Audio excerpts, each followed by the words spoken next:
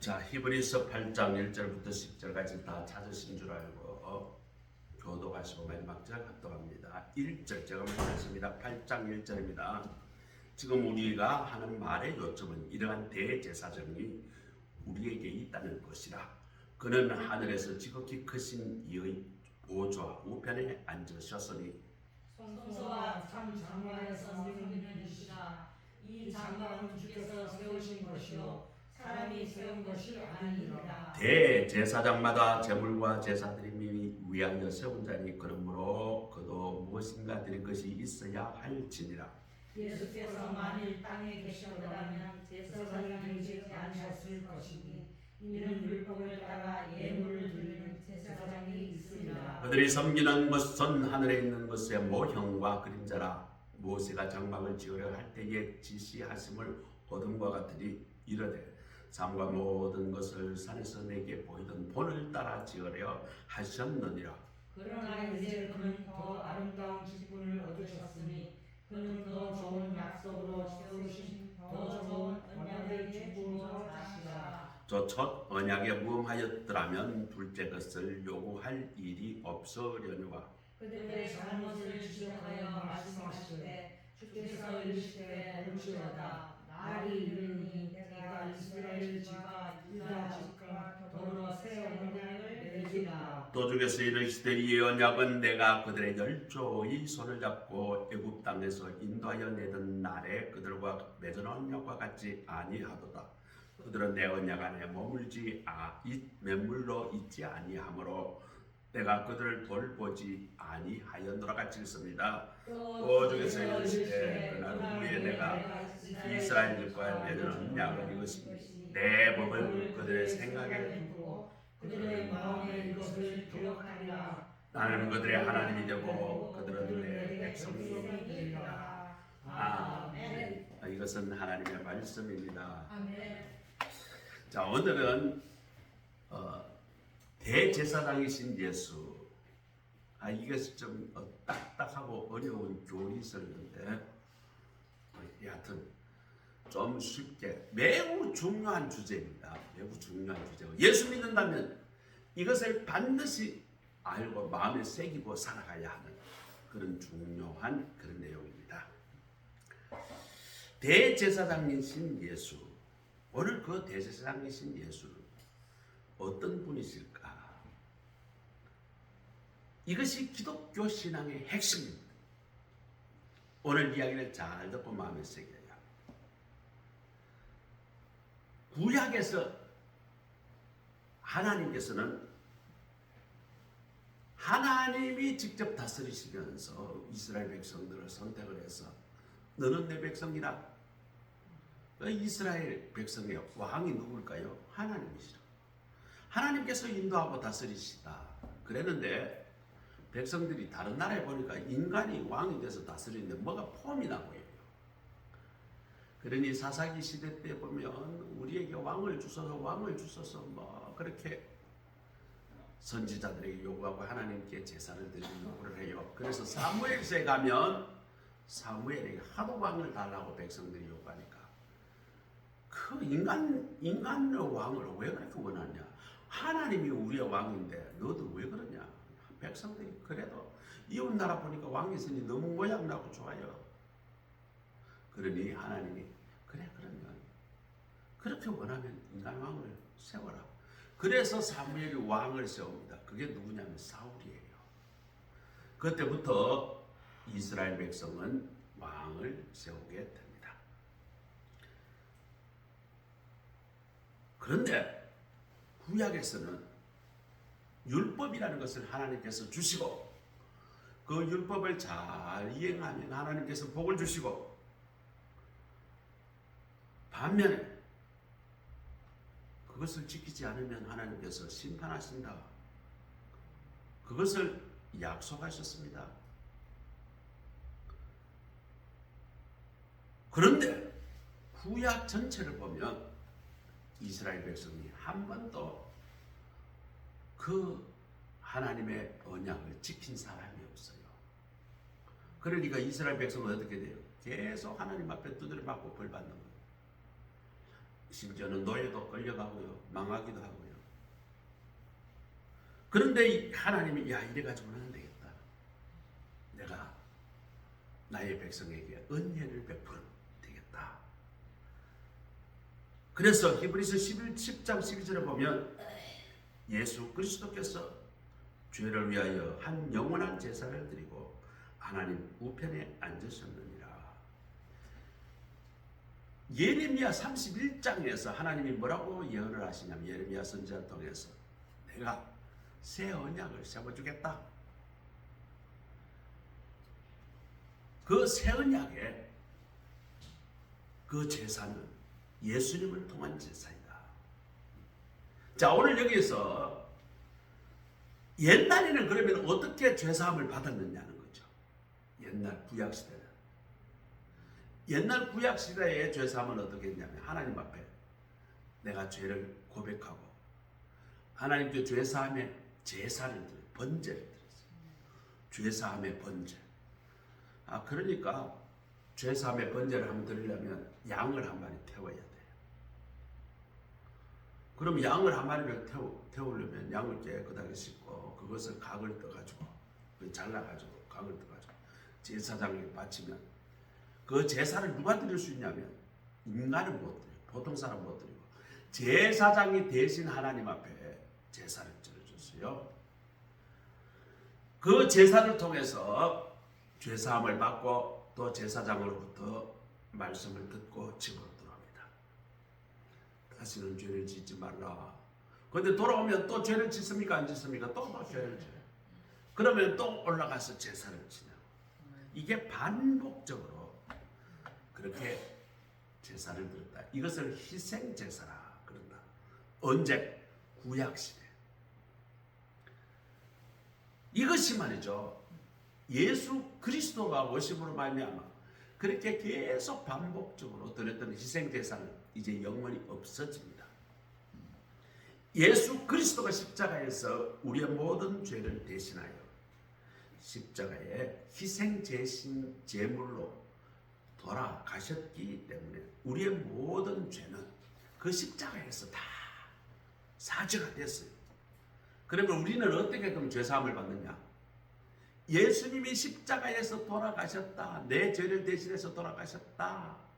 그거를 믿기만 하면 내 죄가 사해진다. 그렇게 성경은 가르칩니다. 뿐만 아니고 우리를 죄 사한 정도가 아니라 하나님께서 우리를 의롭다 칭하겠다. 진짜 우리가 그러면 죄가 없어요? 죄가 있어요. 우리가 진짜 어려워요? 어렵지 않아요. 그런데 하나님이 예수를 믿음으로 우리를 죄 없이 해주겠다. 의롭게 해주겠다. 이거는 전적인 하나님의 은혜다. 이것이 무엇인가? 예수님의 대제사장 되신다는 의미입니다. 이것이 우리의 구원과 우리의 신앙의 핵심이고 근거입니다. 기독교는 우리 죄사함 받는 게 간단합니다.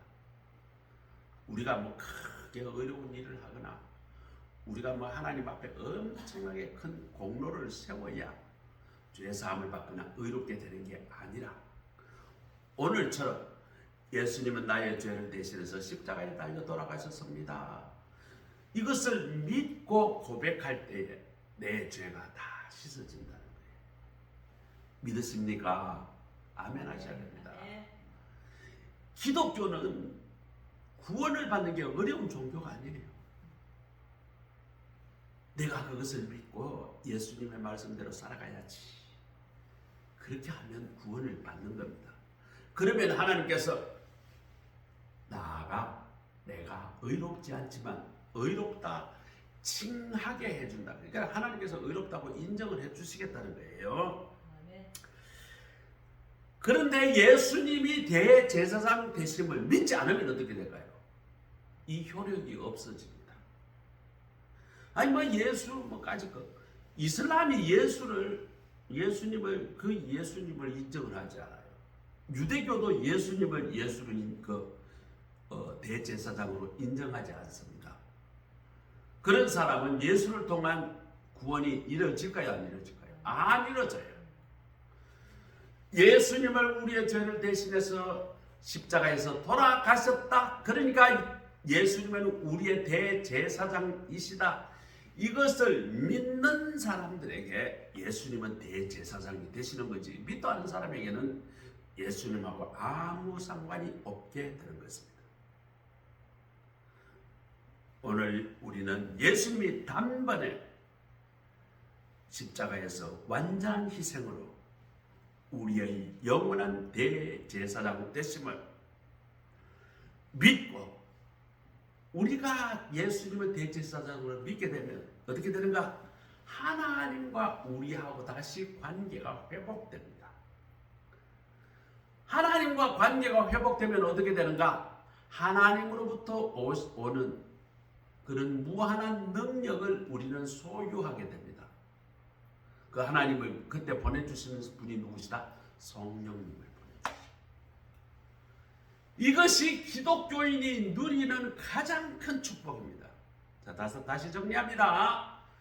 우리 예수님은 우리에게 대제사장, 우리의 모든 죄를 대신해서 우리 죄를 사하는 제사를 드리는 그 제사를, 예수님이 몸으로 제사를 들으셨다. 어디서? 십자가에서.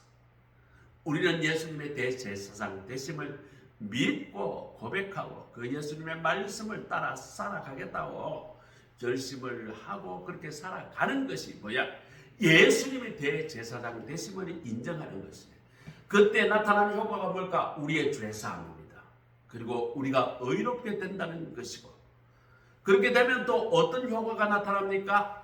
하나님이 우리를 성령을 통해서 하나님의 능력을 우리에게 주십니다. 그래서 하나님과의 새로운 관계가 회복되는 것입니다. 우리는 예수님의 십자가를 통해서 이미 우리가 구원을 받았음을 믿고 그분의 중보를 통해서 오늘 또 우리가 하나님 사랑 안에서 안전하게 됨을 우리 모두가 믿는 우리 모두가 되시기를 간절히 소원합니다. 아멘. 자, 영원하신 대제사장 예수. 자, 그 다음 또 중요한 개념이 있습니다. 예수님은 새 언약의 중보자라고 오늘 본문은 이야기합니다. 8장 6절에 나오죠. 새 언약의 중보자. 자, 그럼 새 언약은 무엇인가? 또 중보자는 무엇인가? 예수님이 새 언약의 중보자가 되셨다는데, 하나님과 우리 사이에 새로운 언약을 세우시고 예수님은 그 새 언약의 중보자가 되셨다. 새 언약이 있다는 말은 옛날 언약이 있다는 말이죠. 구원약이 있다는 말이죠. 그 구원약은 무엇인가? 하나님과 이스라엘 백성이 하나님께서 여러 번 언약을 맺으셨어요. 근데 그 언약은 뭐냐면 하나님께서 이래라면 이래야 된다, 저러면 안 된다라는 율법을 주셨어요. 그래서 그 율법을 기초로 하나님께서 순종하면 축복을 주시고 불순종하면 저주를 받게 되는 그런 조건적 관계였어요. 그런데 구약 전체로 보면 하나님께서는 아주 좋은 율법을 주셨지만 율법이 참 좋아요. 그것을 인간의 죄성으로 인해서 그것을 제대로 지키는 인간이 한 사람도 없었다.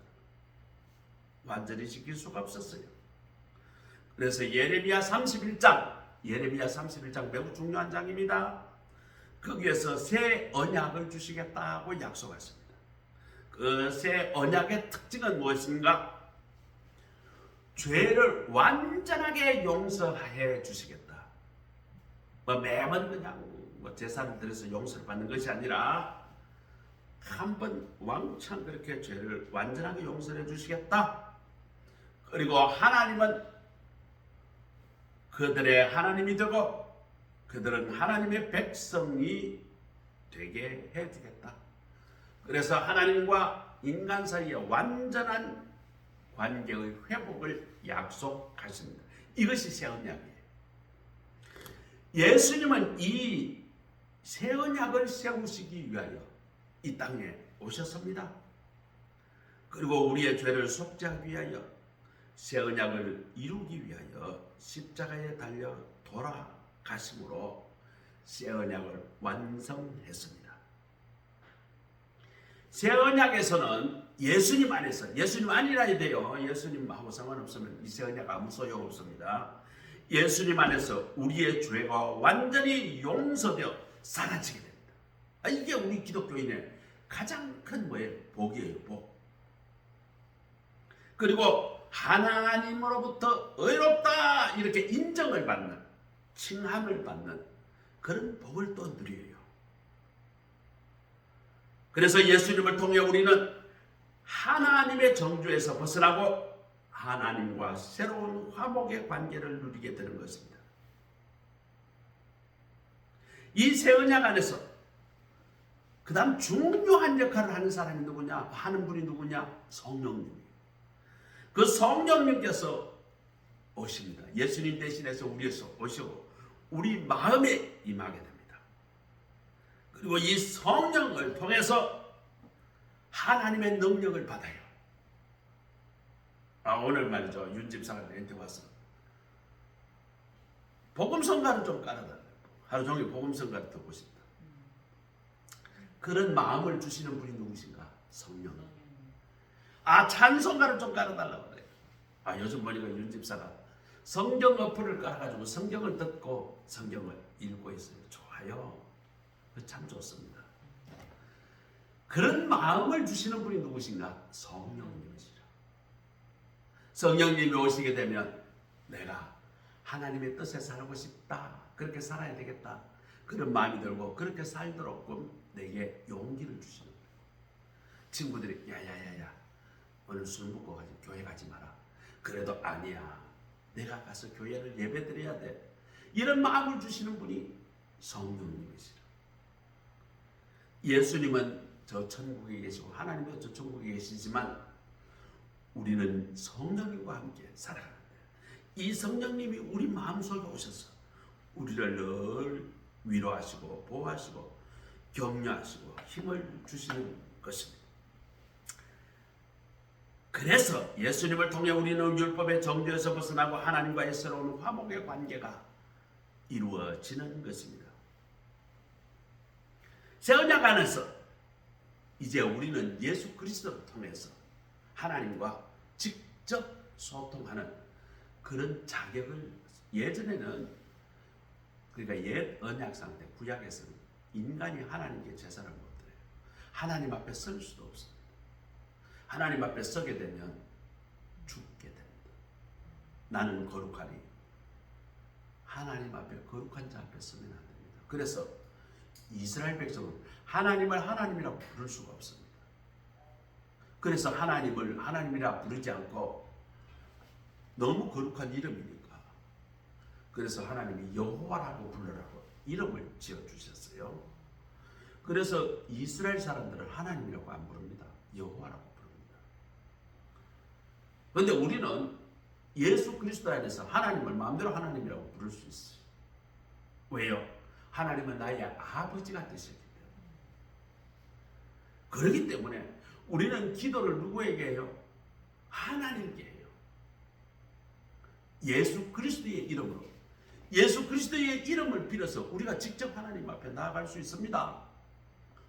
예수 그리스도의 이름으로 하나님의 우리의 모든 소원을 아뢰고 우리 하나님의 뜻을 직접 계시받고 있는 것입니다. 그 말은 뭐냐? 우리가 대제사장이 되어버렸다는 거예요.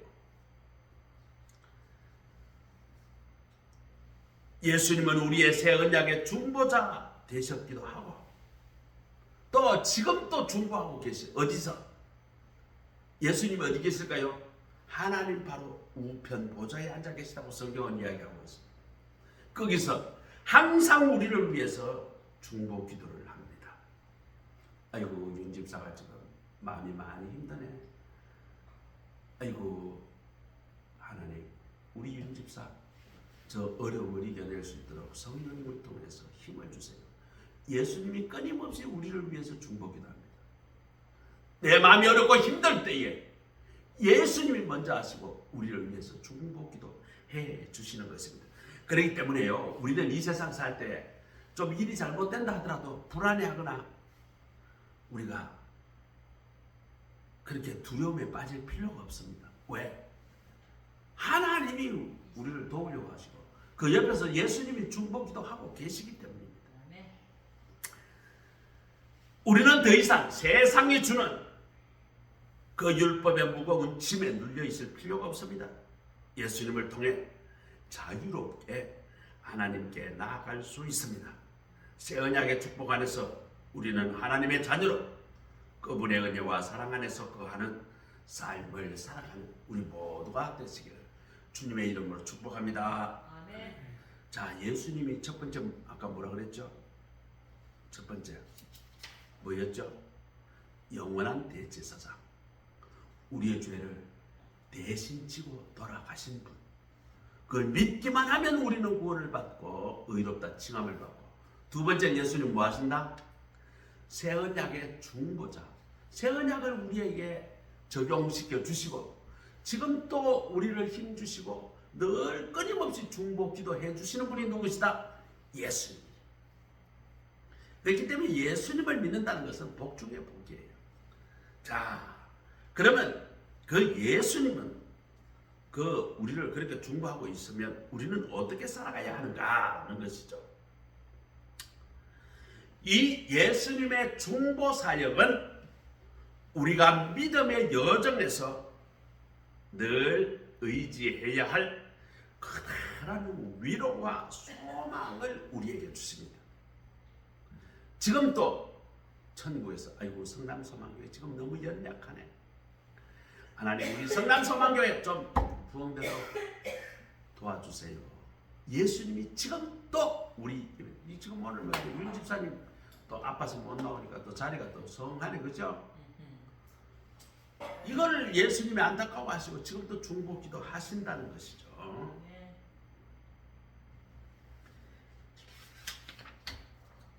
우리의 삶이 때로는 세상에서 실패할 때도 있어요. 좌절할 때도 있어요. 그럴 때마다 예수님은 우리가 예수님 안에 있으면 예수님은 우리를 위해서 중보를 해 주시는 것입니다. 그렇게 예수님을 믿을 때 우리는 안전해요.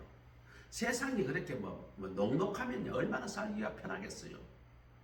아차 그러면 세상에서는 실패합니다. 아차 그러면 세상에서 좌절합니다. 예수님은 이 영원한 중보는 우리의 매일매일 삶 속에서 매 순간순간의 삶 속에서도 이루어집니다. 심지어 우리가 때로는 죄를 지을 때도 예수님은 대제사장이 되어주셔서 하나님 앞에 우리를 위해서 중보기도 해주시고 우리를 위해 변호해 주십니다.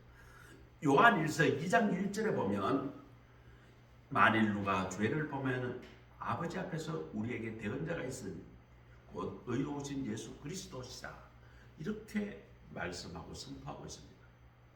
아니 우리가 죄를 범하면 그걸 변호해 주시고 우리를 위해서 대언해 주실 분이 바로 예수님이라는 거예요. 히브리서 4장 16절에 그러므로 우리는 긍휼함을 받고 때를 따라 돕는 은혜를 얻기 위하여 은혜의 보좌 앞에 담대히 나아갈 것입니다. 자, 하나님하고 그런 관계, 원래는 하나님의 백성의 관계로 그렇게 우리가 태어났는데 죄로 인해서 우리가 타락하다 보니까 하나님과 관계가 멀어져 버렸어요. 우리 유진이가 참 귀여워요. 그래서 말이죠, 우리 집에 오면 저하고 유진이하고 잘 놀아요. 아주 서유진 어딨어? 그러면 막 숨고 그러면 내가 찾으러 가는 척하면 말이죠, 막 그냥 이불 속에 피하고 막 그래요. 그런데 그 자녀가 아주 심각한 죄를 지었어. 그러면 어떨까요? 하나님 얼굴 보기 두려워요. 아버지 얼굴 보기가 두려워요. 그럴 때에 예수님이 중재해 주시는 거예요. 우리를 변호해 주시고 우리를 대신해서 대언해 주시는 것입니다. 그렇기 때문에 우리는 죄를 지었지만 그럼에도 불구하고 우리는 하나님 앞에 담대히 나갈 수 있다고. 누구 때문에? 예수님 때문에. 예수님 때문에 우리는 담대히 나갈 수 있다는 거예요. 이 새 언약의 중보자신 예수님을 믿는다는 것은 단순히 죄 용서받고 의롭게 칭함을 받는다, 이 관계를 뛰어넘습니다. 예수를 믿는다는 것은 무엇인가요? 하나님과의 관계가 사랑의 관계로 회복되고 하나님으로부터 우리가 능력을 받아서 이 세상에서 하나님의 말씀에 순종하는 삶을 살아갈 수 있다. 또 그렇게 살아가야 한다라는 부르심을 받는 것까지를 포함하는 겁니다. 하나님과 화목된 우리는 이제 예수님과 친밀한 교제를 나누고 하나님과 친밀한 교제를 나누고 예수님께서 우리에게 모범을 보여주신 하나님을 지극히 사랑하고 이웃을 지극히 사랑하는 그 하나님의 뜻을 이루는 삶을 살아가야 한다는 것이죠. 자, 우리의 삶이 때로는 어렵습니다. 힘들 때도 있어요. 때로는 고통스러울 때가 있어요. 그럼에도 불구하고 예수님은 나의 중보자 되심을 그걸 잘 기억하시고 끝까지 믿음을 지키시고 승리하시고 믿음의 최고의 장군이 되시는 우리 모두가 되시기를 소원합니다. 아멘. 자, 보리스 콘베크라는 사람이 있습니다.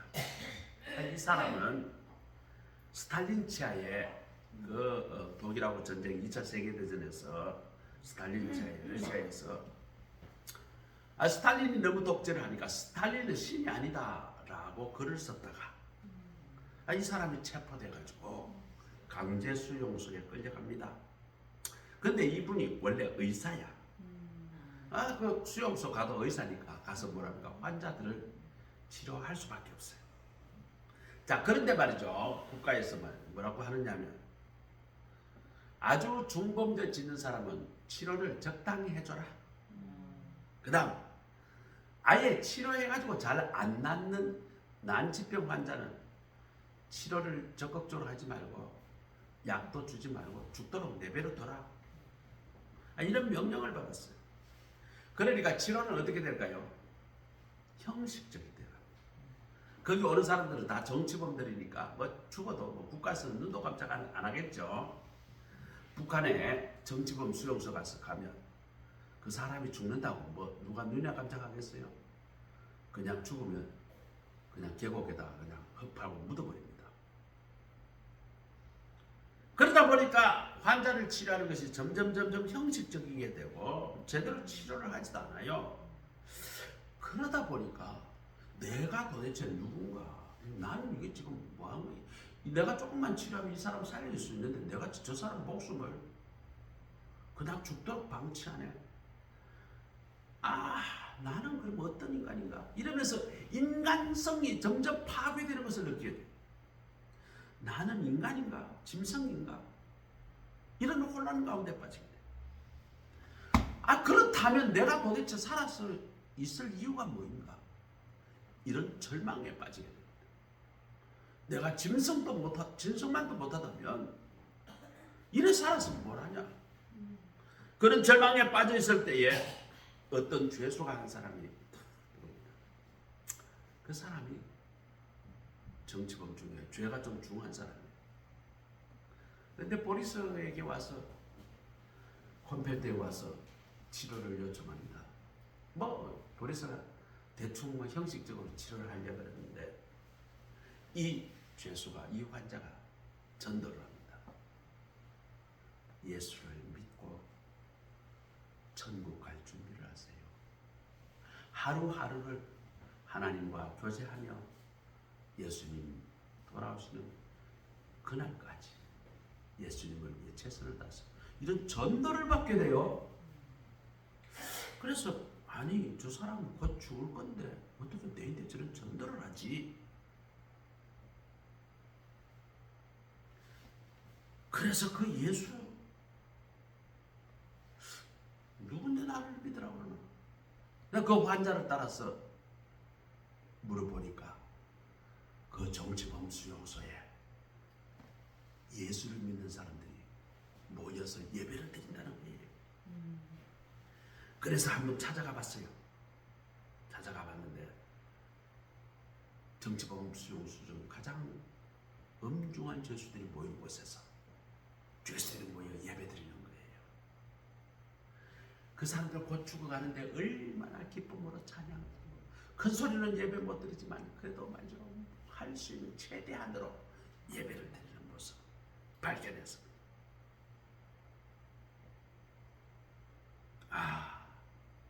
그래서 그는 나도 예수를 믿어야 되겠다. 이렇게 결심을 합니다. 그리고 나중에 알고 보니까 그 공동체에서 이 보리스를 위해서 저 의술 기술을 갖고 있는데 좀 열심히 성실하게 그렇게 일할 수 있도록 그리고 예수를 믿도록 이 공동체에서 오랫동안 기도했다는 것을 알게 됐어요. 그러자 이 사람이 내가 왜 살아있는가? 살아있는 그 순간까지 내가 최선을 다해야 되겠다. 그 결심을 하게 됩니다. 한 번은 말이죠. 장염에 걸리는 환자가 딱 치러 왔는데 이 사람이 또 정치범으로 왔어요. 자, 수용소 병원의 규칙은 그런 사람 살리면 안 됩니다. 그냥 내버려 두면 그냥 장염이 온몸에 번지면 죽게 되는 거예요. 그런데 그는 말이죠. 약을 주고 온도가 높아지면 열도 떨어뜨려주고 그거 다 죽어가는 환자를 그렇게 미엄도 주고 그렇게 해서 살려냅니다. 그럴 때 어느 날 말이죠. 이제 어느 정도 회복돼가지고 이제 거기 살게 되니까 이 환자가 질문을 합니다. 아니 당신은 왜 나 같은 사람은 이 수용소 규칙에서 죽도록 내버려 둬야 되는데 이렇게 열심히 치료해 줍니까? 당신은 그러면 죽게 되는데 그 죽음 두렵지 않습니까? 이렇게 질문합니다. 그때 의사 보리스가 대답을 합니다. 괜찮아요. 염려하지 마세요. 이미 당신과 나를 살리고자 벌써 죽으신 분이 계십니다. 도대체 그가 누구예요? 보리스 콤벨트는 조용히 미소를 지으면서 그분은 바로 2000년 전에 돌아가신 예수님이십니다. 예수님 믿으세요. 이렇게 말해 주었어요. 자, 그 이후에 이 의사 콤펠트는 이런 사람을 살려줬다는 것이 죄목이 돼가지고 수용소에서 공개 처형됩니다. 사형, 총사형 죽습니다. 처형되는 날 온 죄수들이 다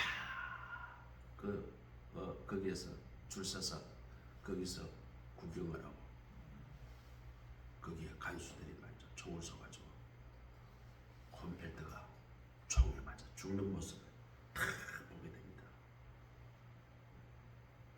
보리스에게 새 생명을 받고 치료받았고 복음을 받았던 그는 땅에 엎드려가서 흐느껴 웁니다.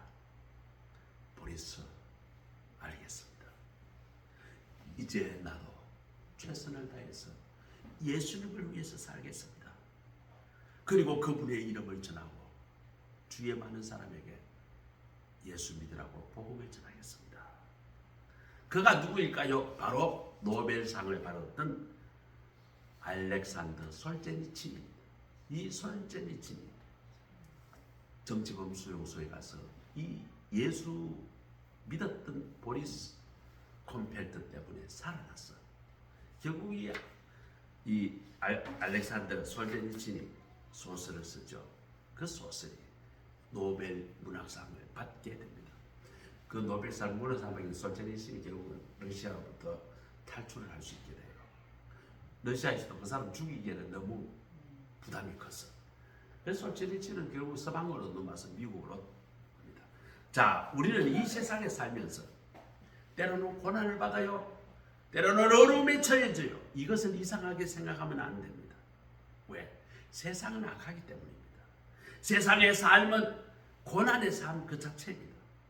더더군다나 예수님을 따라 산다는 것 자체가 이 세상에서는 더 힘든 것입니다. 그러나 우리 주님은 우리를 힘들게만 살려고 내버려 두지 않습니다. 예수님 지금 또 우리를 위해서 뭐하고 계신가? 중보기도 하고 계신다는 것을 우리는 믿어야 합니다. 그렇기 때문에 우리는 어떤 형편에 놓여 있다 할지라도 두려움과 염려에 같이 살 필요가 없어요. 힘들고 어려울 때 우리는 눈물로 예수님이 지금도 우리를 위해서 중보기도 하심을 믿고 대제사장이신 예수님을 붙들고 그 예수님으로부터 힘과 능력을 주시는 그 성령님의 능력으로 이 세상의 고난을 이겨 나가시는 우리 모두가 되시기를 주님의 이름으로 축복합니다. 기도하겠습니다. 하나님 감사합니다. 오늘 어려운 주제 대제사장이신 예수, 새 언약의 중보자이신 예수님이라는 제목으로 말씀을 전했습니다. 하나님, 예수님은 나의 모든 죄를 다 대신 지고 돌아가신 대제사장이십니다. 그것을 고백합니다. 그 예수님을 믿음으로 내 죄는 다 사해졌고 나는 의롭다 칭함을 받게 되었습니다. 고백합니다. 하나님, 또 예수님은 새 언약의 중보자이심을 고백합니다.